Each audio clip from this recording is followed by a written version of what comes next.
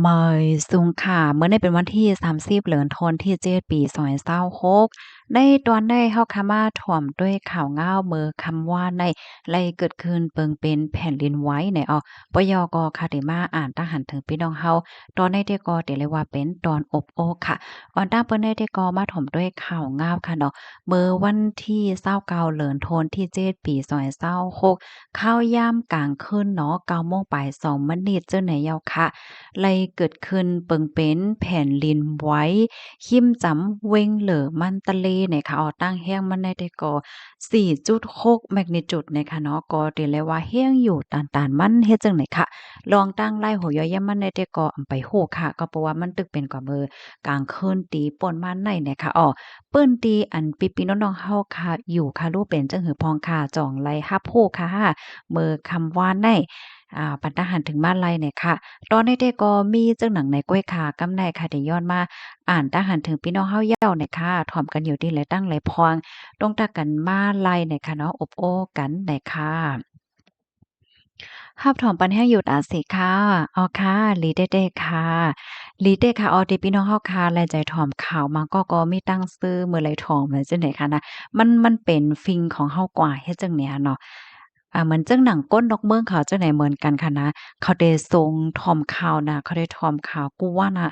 เขาเหมือนจังว่าใครฮู้ว่าติไลเป็นหือมื้อใดเป็นหือเป็นหาพองเหย้าเฮ็ดจังได๋นั่นน่ะเนาะมาแทงทหารถึงอันหนึ่งค่ะกอบโก้นให้หมึกแลเพศสภาวะจังปอคาเหย้าอะเพราะว่าเฮาค้ามาด้วยในสภาวะในเพราะว่ามันลัดความไรเนี่ยมันก็ได้ลัดว่า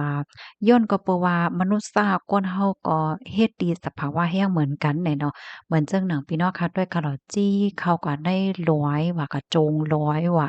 เหย้าก็คดลิ้นว่าคดอะโลยซ้ำเอาเครื่องจักรลงให้ในคะโลเนาะเพราะว่าเฮาค่ะมานับสอนด้วยมือกุปอกมือหลายปากปีที่ป่นมาในก้นเฮาค่ะในเพราะว่าเฮาค่ะเตแรงนี่เฮาค่ะก็เอามือจังเนี่ยเนาะโคดว่าหางมันก็บ่เตอสภาวะก็คือเนาะตัวอย่างมันเฮาว่าอันเปิ้นคดคำเซคำแหละจังไหนแน่เนาะก้นหวานเนี่ยเพิ่นก็ได้คดเอาร้อยๆ และกำอีดเนี่ยมันก็เป็นสภาวะมันก็ตื้อเฮียงจังไหนเจ้าแม่นกาก้อยกะว่ากะปานมื้อเหลียวนั่นแหละอะโลยเพิ่นเอาเครื่องจักรลงมาโจงมาขุดจึงในนั้นน่ะเนาะมันก็ตื้อเคิกสภาวะหลายเจอหลายมิ้วตื้อเคิกป้าแม่นนำว่าสังว่าจังได๋เฮ็ดแหน่เนาะมาเที่ยงตั้งหันถึงอันหนึ่งค่ะเหมยซุงค่ะอยู่ดีหมู่เจเซถ่อมอยู่ค่ะใจเหย้าค่ะป้อเลยถ่อมข่าวไหน หลีเข้าใจเต้นะคะเนาะหลีเต้ๆค่ะยินจมค่ะยินจมหนำๆค่ะเนาะยินจมเหยียนหนำค่ะตีปันทหารถึงว่ายก็ปันเอ็นปันแห้งมานะคะเนาะไล่ถ่อมข่าวจี้นะคะว่าเนาะอ๋อค่ะยินโจมตีพี่น้องเฮาเขาไล่ใจถ่อมนะคะเนาะก็เป็นร่องหลีเด้ๆค่ะจ้อมหนังตีอันวักเต้าหลายค่ะเนาะก็ได้เข้าใจเอามาค่ะว่าในโลกลมฟ้าลงได้มีอีหังพองเลยจังได๋ค่ะเนาะ มาแทงทหารถึงอันหนึ่งค่ะดีไซน์หมอกฮอมอยู่นั่นแต่มีวัดพุทธายโยเนาะเฮาแต่กว่าโหลดสร้างการเข้าว่าเมื่อไหนแจกกู้สู่ป้าสายหมอกฮอมอยู่นะว่ายินจบเด้อค่ะสาธุอนุโมทนาจ้อมค่ะตีข้าวสายหมอกฮอมอยู่ในมีวัดพุทธคณะมีจำก้วยคำป้อไก่กาหือเนี่ยค่ะเนาะก้วยกะว่าเข้าว่าแน่ไรกว่าค่ะ มื้อพ่องอันข้าวซ้อนนำสร้างแก่นั้นแต่ก็กว่าอยู่นะคะตั้งในแต่ก็เปิ้นแต่เลยว่าจังหือคาราเปิ้นบ่มีลงตรงหนึ่งกาหือเนี่ยค่ะเนาะอ่อมื้อพ่องอันข้าวซ้อนนำเหลือน5นั้นแต่เปิ้นจัดเฮ็ดบางวัดก็จัด2วันบางวัดก็จัดเฮ็ด1วันจังเนี่ยค่ะเปิ้นฮ้องว่าอันปังซ้อนนำค่ะเนาะซ้อนนำให้แหน่แล้วก็เฮ็ดกุศลตั้งหลีเฮ็ดจังได๋ค่ะค่ะ ต้องตักกันบ้านไรค่ะถ่อมกันอยู่ที่ไรตั้งไรพองค่ะพี่ๆน้องๆเฮาโอ้โฮมีก้นปันมากเก่าเนี่ยค่ะเนาะหลายโก้อยู่ค่ะเนาะ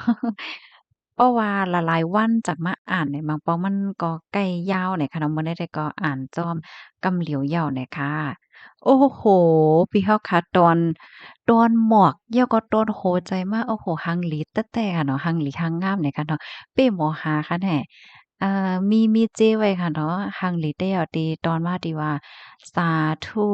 สาธุสาธุว่าเจมผีสังสัตว์ก้นคมย้อนเอาโกสู่ตั้งหลีให้ไรเพ่งเป้งกันเสกกำคาเนี่ยเนาะค่ะยินจมค่ะหมวกหังหลีเต้ยอค่ะนะสีของยาวก็สีเขียวเนี่ยค่ะเนาะสีของกำจังเนี่ยเนาะสีมันก็แค่ง่ายเหมือนโลโก้ข้าวใส่หมะหอมนะ พี่น้องเฮาค่ะจ่องฟังหันแม่นโลโกข้าวใส่ผักหอมแน่มันเป็นหังหมอกค่ะนั่นน่ะมีไหมไหม้ให้นะมีไหมไหม้ให้มีหมอกให้แล้วก็เป็นสีกำจังเนี่ยเป็นสีที่ข้าเจอแค่จังได๋คราวนะมาแทงตั้งหันถึงอันหนึ่ง มาแทงทหารถึงอันหนึ่งมังก็ตกง่ายน่ะค่ะโอ้วันนั้นค่ะอันนี้ก็ปันทหารถึงมาตีอันนั่งแห่งการก้อนหนึ่งอันลุกตกกันเนาะอ้อตกง่ายตาหน้าเนาะอ๋อยินจมตีเพิ่มเติมข้อมูลมาอันในก็ปอต้วยแต่แลบแต่ยาวตั้งพีเที่ยวป้อจอมปักเปิงหวานในนะบ่แม่เฮ็ดติลูกในป้อแม่ก็ย่าเอาตั้งพีย่าตามเงินกะหือคอกะหือเต็มโฮเมื่อวันนั้น เหมือนทางยับออกมาเปิ้นแพ้เนาะอ่านั่นน่ะว่าเปิ้นก็ได้ถามเขากว่าแทงแนวนั้นนะเขาสองพ่อแม่นั่นน่ะมาแทงทหารถึงอันหนึ่งค่ะเมืองก้นเมือเหลียวในป้ออ่ำมีเพเมียวหนึ่งก็ซัมมีเมียวหนึ่งเนาะลีโกนน่ะเมือไปตกลื่นอ่อนกันไปป้าสินคาลาอำหัวเตลูเซงเมื่อไหวะ นั่นยาวขาเพราะว่าเฮาขามาด้วยหมังปองหมังไหลในพี่น้องเฮาขามาเจอได้ว่าอะโลเฮาในครบทบลองตั้งอย่างจังซี่ก้อยกะว่าหมังเมืองแน่เขายาเพศซึกเพศสังเนี่ยเนาะก้อยกะยาเพศสภาวะเหมือนจังหนังตีจะปานค่ะเนาะเมื่อว่าเมื่อซื่นเนี่ยก็เลยเกิดขึ้นเปิงเป็นแผ่นดินไหวเนาะอะโลยไหวแฮงมีคนรู้สิ่งหลายก่อย่อในค่ะว่าแน่อันได้ลองคืบหน้ามันก็ปล่อยเหวันๆแต่เอามาเปิ้นแผ่ค่ะเนาะ มาแทงทหารถึงอันหนึ่งค่ะอันถูกแม่นหลีเลอเซเปิ้นแต่มันเป็นอันว่าอยู่จอมเงาลายเฮ็ดจอมเงาลายนั่นถูกได้ยาวหน่อยเนาะอ๋อค่ะยินจมค่ะนั่นยาวค่ะเนาะเพราะว่าเฮาค่ะอยู่จอมเงาลายเฮ็ดจอมเงาลายเนี่ยมันก็สิเฮ็ดให้เฮาค่ะนั่นอยู่ก่อนไลกวยมก้ามันก็ก่อนไลตื้อตั้งป้าเฮ็ดจังได๋นั่นขนาดเนาะ มันก็ซ้ำเป้าเหมือนเจิ่งเขาหันว่าอันใดโหลเป็นสีขาวเนี่ยก็ตื้นว่าเป็นสีขาวเพราะว่าสีส้มเนี่ยก็ตื้นว่าเป็นสีส้มป้อมใจสีส้มได้มันจื้อได้เฮ็ดได้น่ะเนาะมันก็ทำใกล้เป็นจั่งนั้นได้เนาะเพราะว่าเฮาค้ามาด้วยในโลกในขนาดหลายๆเมืองเปิ้นก็เฮ็ดนั่นน่ะพี่น้องค่ะฟังด้วยล่ะจ่องแม่นด้วยล่ะนะอันบ่เหมือนจั่งเฮามาถ่อมด้วยข่าวด้วยง่าวแหน อันที่เปิ้นศึกซ้ำต่อกัน5เปิ้นเข้าหากัน5เปิ้นกับสืบกัน5เลยจังเนี่ยเปิ้นก็ต้วยเงาลายมาแล้วก็ครึ่งกว่าเฮ็ดในนี่เนาะจังว่านั้น5จังว่านั้นค่ะเนี่ยเนาะมาแทงทหารถึงอันหนึ่งค่ะเลิกลองหลีแต่เป็นไรมีตั้งเลิกแลป้องก่อกูกันกุ้ยโย่อะอ๋อเขา3ก้อนั่นเขาได้ก็ว่าคำไคผาดกันในว่าแน่นะเป็นพี่น้องกันเฮเป็นอ้อยก่อกันเฮเนี่ยเนาะเขาเฮ็ดก่อกันหนาแต่เลยว่าเฮ็ดก่อกันมาจากเมื่อก้อนเลขนั่นน่ะเนาะจอมหนังฟิงทุ่งยาวก้นในเพราะว่าก็ใหญ่มายาวเนาะสำหรับมีนาหอตอเฮิรน เพราะว่ามีนาฮอดต่อเฮิรนก็ผาดกันกว่าเนาะจังหวัดนั้นค่ะเนาะ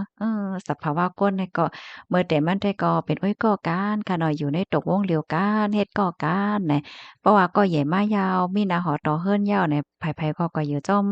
นาฮอดต่อเฮิรนไผๆมันๆเฮ็ดเนี่ยเนาะมันก็เป็นโอ๊ยก่อกันก็ไล่ผาดไล่แผ่กันก็มีอยู่ก็ดีก็เมิงหรือจังได๋ก็มีเฮ็ดเนี่ยเนาะอันจื้อเขานั้นได้เขาบ่ค่อยผาดกันในเขาว่านั้นนะ ก็เฮ็ดจักเดือดกว่าค่ะเนาะนั่งยิง3เกาะโพดใจาย1เกาะเฮ็ดให้ค่ะนะสังหารเงาลายติเป็นถึกกว่าได้ก่อมโพเนาะซึ่งเขานั้นก็ได้ย่าปลิกเปิ้นถามมันมีนางกอกที่อายุมันจ่องใจ18แต้เนี่ยว่าป้อมใจ18แต้แต่ก็จังเนี่ยเอาตั้งพิษไรนั่นน่ะแหนย้อนว่าบางเมืองเนี่ยเพิ่นมักมันไว้เพราะว่าอายุอันไปเต็มกะนั่นกะนายเต็มไปจังแต่หน้าเฮิรนสังเฮ็ดจั่งใดนะ ก็มาลาดเกี่ยวกับเลยลองได้นะข้าวใส่มะขามไข่ปั่นฟางพี่ๆน้องๆเฮาอยู่เหมือนกันค่ะเนาะบางป้อบางไร่แน่เหมือนจังหนังพี่น้องเฮาค่ะกว่าอยู่ ตีตีนั้นตีในตีเมืองนั้นเมืองไหนเนี่ยเลยเนาะเฮาว่านะกำแน่เหมือนจังว่าเหมาผู้ใจายเนาะเป็นก้นฮังลีอะสังว่าเฮ็ดจังไดเนาะเฮายกตัวอย่างเปิงแตงมันนะปอยอก็มีนางยิงแน่จึกน่ะเฮ็ดจังไดเนาะนางยิงแน่ก่อนแลจ้อมหมังปกมาหาที่ห้องที่เคินแหละจังไดแหน่เพราะว่านางยิงได้อายุไปป้น18แหน่พี่น้องเฮาเขาอย่าไปยุ่งจ้อมค่ะเนาะ เพราะว่ามันเป็นมาได้แน่อันโลดโตตามมันแห้งแก่นะเมื่อหนังแห้งการในพี่น้องแห้งการในเมื่อโป้นมาเนี่ยข้าต้องแล้วว่ามันยามเป็นข่าวอ้อนะเขาเมื่อแต่มันได้ก็เขาเป็นจุฮักกันให้ไหนหำหัวกำลังนั่งยิ่งในกว่าหากำใน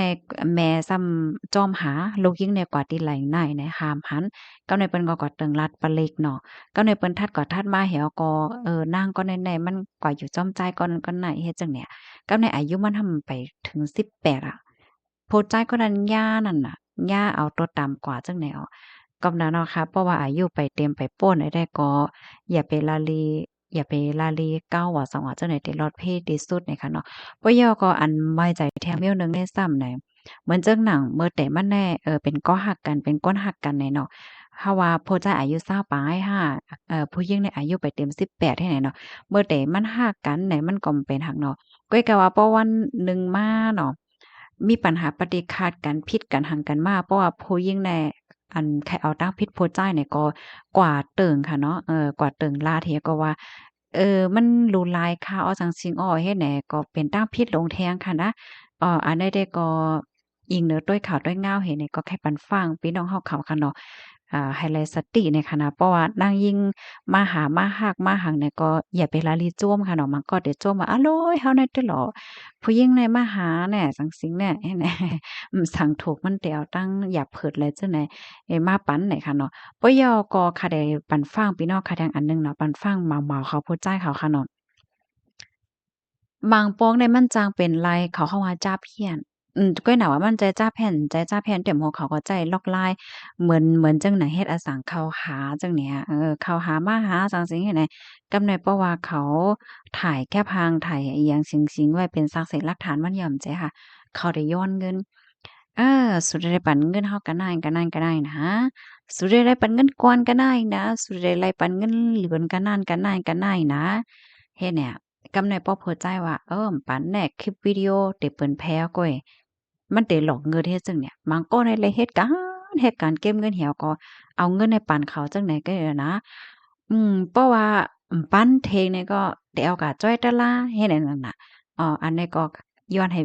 อันแค่พี่น้องเขาฮู้คิดตันเฮค่ะเนาะก็ให้ไล่ฟังกันมื้อเหลียวได้เงินหาหยาบย้อนก็บ่ว่าเงินหาหยาบเนี่ยก้นหมั่งจื้อในตาเขาได้แลงเงินมาเนี่ยเขาก็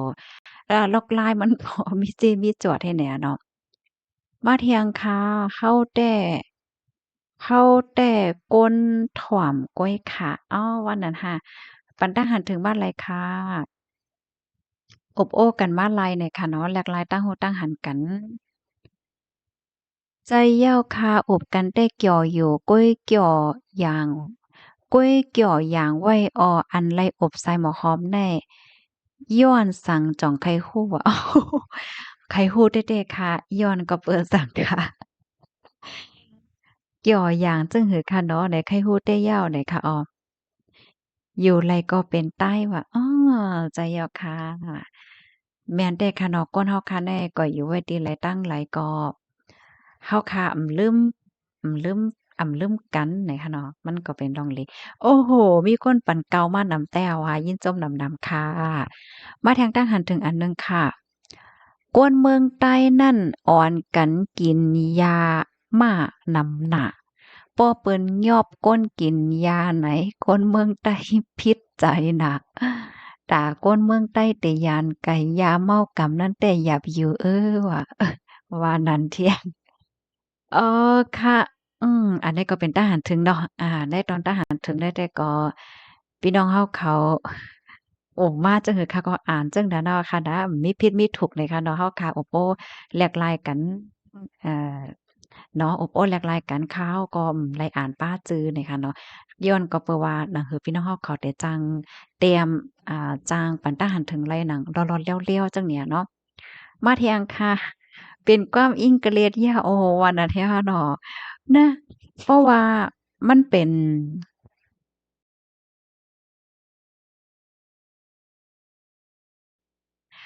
เพราะว่ามันเป็นคลิปวิดีโอที่อันตัดต่อในเป็นความอิ้งเกรดเด็กๆค่ะเนาะอันนี้ก็ออค่ะย้อนนอมค่ะเนาะเสียงมันกึดก๊ออิ้นเนี่ยค่ะเนาะอันนี้ก็ได้เลยว่าเป็นรองขึ้นใหญ่ของเอไออันว่านั่นย่ออะค่ะคลิปวิดีโอจะปอสินทำครัวบนจุ่มอันต่างกับเมื่อว่าแต่ก็เจ้าส่งสั่งถึงตะกาศรัทธานั่นน่ะเนาะว่าเจ้าเด็กเขาตึกกำศีลยาวนะในว่าซ้ำเลินเตปิกว่าจาเนี่ยค่ะว่าทับถอมปันแห้งอยู่ค่ะเอาค่ะยินจมค่ะเจ้าเมากำลิกยะอ๋อวันนั้นเนาะขำไข่ผาดกันในค่ะว่าน่ะ มาเทียงคาป้อเป็นความยิงเกรดอ่ำมีดีแกมันคาพงปีศูนย์ไหนวันนั้นค่ะห้ามันอันในเฮ็ดไหนคะแหน่เฮาคาป้อเหมือนเจิงว่าเป็นคลิปวิดีโอแม่นใช่ค่ะเป็นคลิปวิดีโอไว้จังแหน่เนาะเฮากว่าเต็กติคลิปวิดีโอนั้นกำนะเออคอมพี่น้องค่ะกำค่ะเนาะ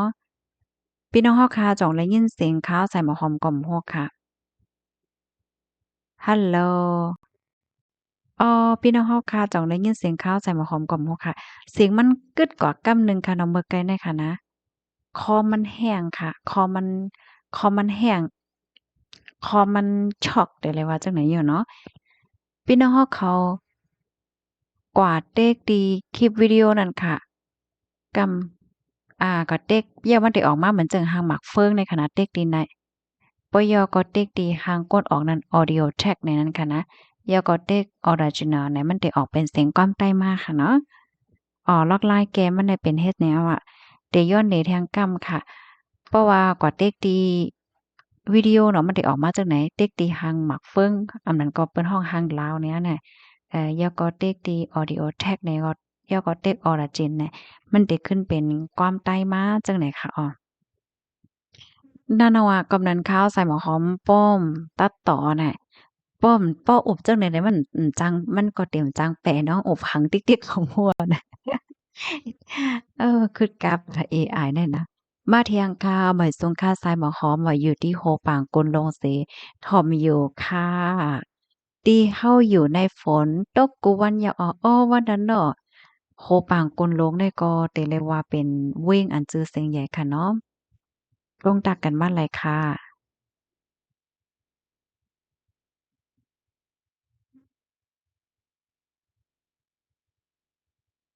ลงตักกันมาหลายค่ะเนาะ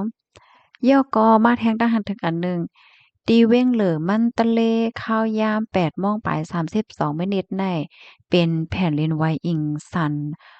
ในว่าวันนั้นค่ะยินโจมตีป่องแรงลัดในมาค่ะย้อนให้รอดเพศเสกำค่ะเมื่อเหลียวในเพศสภาวะในก็ไว้เมาๆไรค่ะเนาะมีปีฮอดตอนหมอกหมู่มาพี่น้องค่ะตอนหมอกหังหลีหังงามมามีหมวกมีอันในเจไว้หยังก็ค่ะเนาะ ยินจมหลำนำคาเด็กต้องตักมาปันตาหันถึงมายกอเพิ่มเทียมข้อมูลบ้านเลยจังไหนค่ะเนาะตัวในแต่ก่อนมันเด็กขำไว้อินค่ะเนาะพี่น้องเฮาย้อนน้อมอินค่ะนะก็เปิ้ว่าค่อมคาเป็นหางมั่ว2-3วันได้มันแลบเตอันในแห้งนะหางมั่วนะข้อมูลมันนำแห้งนะหึมันคำเป็นกำเป็นกำจังซี้ค่ะเนาะคอม ต้องตักกันมาหลายค่ะถ่อมกันอยู่ที่ไรตั้งไรพองไหนเนาะเมื่อเหลียวในคาเดมาอ่านตั้งหันถึงอันไรเปิ้นแพร่คอมมอนกว่าในวันที่29ค่ะเมื่อในเป็นวันที่30ค่ะน่ะเนาะเฮาได้มาอ่านตั้งหันถึงในวันที่29เมื่อวานใดเนี่ยค่ะได้มาอ่านจอมกำคลิปค่ะหนังหือตั้งหันถึงอันที่พี่น้องเฮาเขาส่งมานั่นมันเต็มไหลตกหายจังได๋ค่ะเนาะ ฮับถอมปันแห้งอยู่ตาเสค่ะมื้อเหลียวในพี่น้องค่ะกว่าที่ไหลตั้งไหลกอเอาวัดไหวจอมทองกาจ้อมอยู่ตาเสค่ะเนาะพี่น้องแห่งการยานเมืองก็ได้สังและจังไหนค่ะเนาะมื้อเหลียวที่เมืองเฮาก็ไล่เอาวัดไหวจอมทองกว่าอยู่ย้อนว่าเพิ่นก็ตั้งเกียกหลานค่ะอยู่ป้อมบางทีบางตอนในค่ะนะมาอ่านตาหันถึงค่ะ โอ้ตั้งหันถึงที่มันโชว์ในมีตั้งนำค่ะปีเฮาคาแต้มมาอย่าว่าตั้งไม่เสีย18ล่ะเมืองใต้เฮามีถึง30หิมพร้อมกวยแต่เฮายังอำไข่อยู่ยังอำไข่ป้อไว้กาขันเสปลายติ๊กๆก่อนค่ะลีเสียหลายเมืองใต้เฮาอะอ้อค่ะเพราะว่าเฮาคามาด้วยเมืองเฮาเนี่ยมันเข้มน่ะค่ะนะเนาะสภาวะสิ่งแวดล้อมว่าซังว่าเจอไหนเฮ็ดแหน่นะมาเที่ยงค่ะ โตเหลียวตั้งเมืองใต้ปอดจานเจ้ามานเมืองมานมาอยู่นำหน้าปลายหลวงเก็บซึกตั้งเมืองมานมาคัดอยู่เคิงมาขึ้นชื่อเอาสิเป็นก้นเปิ้นดีกว่าค่ะตัวอย่างเก้งต้องเมืองปั่นโคนล้ำจากกว่าเจ้อในเจ้ามานใครนำเศษใต้มาลอยๆย่อค่ะในเวงไหนอ่ำใจวานเนาะค่ะอ้อวันนั้นค่ะเนาะยินจมดีเพิ่มเติมข้อมูลมาแหน่นั่นยอค่ะเนาะ เพราะว่าเฮาค้ามาด้วยสายงานเงาไล่เมืองใต้ปอจ้าเนี่ยมันกัดเย็นไว้ขนาดเนาะมื้อเหลียวแน่เนาะนั่นแหยวค่ะเพราะว่าเฮาค้ามาด้วยเที่ยงจ้อมหนังสายงานเงาไล่ค่ะเนาะมื้อน้ำมันก็แล้วแต่ตื้อหลีมาน่ะค่ะแต่ก็ม่วนจึงนั้นแหละค่ะเนาะเพราะเฮามาถ่อมด้วยอันโพแตนเปิ้นลาดเปิ้นต้งหนึ่งอยู่พ้องยามมื้อเหลียวในเฮ็ดจั่งแหน่เนาะ มาเทียงค่ะอยู่หลายๆสิที่เป็นไฟไหม้ป่านั่นอำเป็นไรวะที่มีก้นจุดไฟสีรองสีมิ้วและไฟจ่องลูกไม้นั่นยาวนี่วะอ้อค่ะในก็เป็นลองตีอันลีโซนใจค่ะเนาะเงาหงามันในลูกดินไหลมาจึงหือเฮ็ดจังแหน่เนาะมื้อเหลียวในเฮียงน่ะว่านายตั้งปอตอนกุนยุโรปในค่ะนะอะโลอันที่มันไหม้มาจำเคินจำยี่นั่นน่ะเนาะลีโกน่ะเนาะ ลีโกเปียกใจเปียกคอค่ะเนาะเปิ้นก็อ่อนกันแล่นไปว่าซังว่าจังได๋แน่ค่ะนะต้องตักกันมาหลายค่ะเนาะพี่ๆน้องๆเฮาเขาถ่อมกันอยู่ติหลายตั้งหลายพอง มื้อนี้เฮ็ดกินข้าวผักสังค่ะข้าวใส่หม้อหอมเฮ็ดกินข้าวซอยนะข้าวซอยเหลืองลีโกน่ะเนาะเพศสภาวะได้ว่าแม่นอ้อปอกให้เป็นมากอกำก้อยเนาะเมียวโคนไลเนาะโคนไลตั้งมาอันว่านั่นน่ะว่ะเหมือนเจิ่งเพศแผ่นดินไหวเนี่ยพี่น้องเฮาคะจื้ออันอยู่ตั้งปอตอนเว้งเหลือว่าแจ้แก้งว่าสังว่าจึงเนี่ยเนาะอันนี้ก็ลิฟังค่ะก็เพราะว่าตั้งปอตอนเจ้าไหนๆมันมีไว้สายแผ่นดินไหวเนาะ มาเที่ยงค่ะเมืองจะปานก็ไว้เนาะว่าใจอ้อดีไว้เฮียงไว้ค่ะแหน่เมืองจะปานปอกแน่ๆค่ะนะมาเที่ยงค่ะนำใจแค่หันปนสุนโตอำป้อหันถึงกลางใจเปิ้นไข้เป็นหือเป็นข้าวโหลไลนำต้อนพ่อนหลีกุ้ยนี่เนาะอ๋อค่ะยินจมดีเพิ่มเติมข้อมูลมาเพราะว่ามาด้วยข่าวเงาลองแขวงวังในมาแห้งค่ะถ้ามื้อในเต็มีข่าวลองแขแห้งแล้วกำเตเอามาเป็นแพกว่าเนี่ยค่ะเนาะ ข่าวเงาลือหลังกว่าเป็นจันลมฟ้าโลกก่อนเฮ็ดจั่งใดค่ะว่าแน่นะมาเที่ยงทหารถึงอันหนึ่งค่ะป้อเขาอำผิวก้นเฮ็ดออกมันแต่อำไหว้ไล่หล่อยาเมากำในนี่ว่าอ้อค่ะยาเมากำในลีโกน่ะค่ะเนาะกินข้าวซอยหนาคาติหมูเจแต้ห้องข้าวซอยใต้ขาวอ๋อวันนั้นค่ะเนาะยินโจ้งค่ะเหมือนกันนะวันนั้นข้าวใส่หมอหอมก็กินข้าวซอยกินข้าวซอยใต้ อ้อไม่ใช่ข้าวซอยเหลืองข้าวซอยเหลืองมันก็เหมือนจั่งข้าวซอยเมืองเฮานั่นเนาะค่ะนะข้าวซอยเหลืองน่ะอันเส้นม่วนๆนั่นน่ะค่ะนั่นอ้อเฮ็ดกินอันนั้นค่ะอ้อต้องตักกันมาเลยค่ะมาอ่านแทงตั้งหันถึงอ้อในตั้งหันถึง หมอยซุงค่าวะขอบใจไล่ฮู้ข่าวค่ะเป็นกาปานเฮาเย้าสายหมอหอมเว้ยวะเกี่ยวการซึกการซื้อในตาเฮาเตเขาปันปื้นฮู้ก้นเบิ่งเฮาถึงดีให้ฮู้ถึงการเบิ่งคึดตั้นจอมกับไหลปานนั่นก็ตื้อตั้งอย่าเผิดหน้าเมื่อมีข้าวยามเฮาซ้ำเข้าใจกันการวานการเบิ่งการซึกการซื้ออานากาศแลจังเฮ็ดหือเอากำมันว่าเป็นเอากำมันเป็นว่ากว่าก้วยเย้าถึงข้าวยามอันว่ากองไผกองไผหลังกอกาจ้อมมันไหนนั่นก้วยโย่พ่อนย้อนเฮาแต่ย้อนเฮาโกไลเฮ็ดซึกในสีปลายกันติกค่ะนะสังว่าเป็นหือเป็นเมืองเฮาซึกเฮา หลงในสีอ่อนกันเข้าเฮ็ดซึกติ๊กๆนำในแต่เปิ้นหือจางเป้กินหลาย้อนเฮากลุ่มโกไลเฮ็ดซึกเสปายอยู่ติ๊กๆแลยามได้จังเป็นมาจึงในเย้าป้อปายเอาโตรอดโจเกียบเย้าในกอเกี่ยวอันแม่นการส่วนโตวกันนั่นก้อยในซ้ำกล่าวแน่ลวงอำลีกันนั่นก้อยยาวใต้เฮาเจอพองเขียนห้ำนำนั่นไหนคะว่าอ้อค่ะยินจมเหยียนนำแต่คาดีอันเตรียมต่างปันตั้งหันถึงมาไหนคะเนาะก้อยกะว่าจึงหือเกาหลีคะเนาะวันมื้อในก่อมไปตกลื่นไหนคะนะมื้อป่นมาเอาเป็นตอนสอนย่อก็มื้อนั้นน่ะคือมันเตลีเลยอ่อนต้อนเลอเซกาว่าสังว่าจังนี้แล้วก็สืบคัดใจกว่าในว่นว่ามันเตลีมาเลอเซเก่าอยู่แหน่เนาะเพราะว่าเฮาค้ามาด้วยในตรงวงเฮาค้าค่ะเนาะว่าที่เป็นป้ายหลายตอนหลายกอไหนมีตัวโทรมาตั้งนำยาวเนาะอ๋อค่ะมาแทงทหารถึงอันหนึ่งลองยาเมากำสองเมืองเฮ็ดกล้วยอ่ำอ่องป้ออ่ำป้าเมืองแขและอเมริกันด้วยเอาปานคนสาเมอลานคนสาจุ้มเหลียวเฮ็ดเอาเมินนั่นน่ะค่ะจุ้มขนสาเฮ็ดออกเมื่อเหลียวไผเป็นไผป้ออ่ำโ้เหย้ามางเมืองอย่าว่าแต่เพียวลายังเอาเฮ็ดเล่นการเมืองจ้อมก่อนอ้อป้อใต้ป้อใต้พร้อมกันเนี่ยค่ะอ๋อค่ะอ๋อค่ะยินชมค่ะที่เข้าใจเตรียมมาหน่อยค่ะเนาะเพราะว่าค่ะอ่านป้อฮู้ดีปอกมันก็คล่องมานิดหนึ่งเนี่ยค่ะเนาะอ๋อค่ะอันได้แต่ก็ไข้หวานได้แต่ตาแต่เพียวไลยามเอากำได้แต่ก็มันก็โดนไลโพมมือกันหลายตีหลายตั้งหลายวันหลายมื้อเฮ็ดจังได๋อันขนาดเนาะอ๋อค่ะ มาเที่ยงโอ้โฮมีพี่น้องเฮาเขาเตรียมมาเป็นเกาตั้งหนำเลยค่ะเนาะยินโจมค่ะที่อันทอมดอกบ่ยาวไหนอ้อกำในซ้ำค่ะได้มาอ่านแทงตั้งหันถึงในตอนที่อันว่าอันใดค่ะเนาะกำค่ะนะถ่อมกันอยู่ที่ไรตั้งไรพองต้องตักกันบ้านไรค่ะอ้อพี่ๆน้องๆเฮาค่ะมาถ่อมด้วยในตั้งหันถึงที่ว่าแผ่นดินไหวในลีโกน่ะเนาะว่า ใจมัน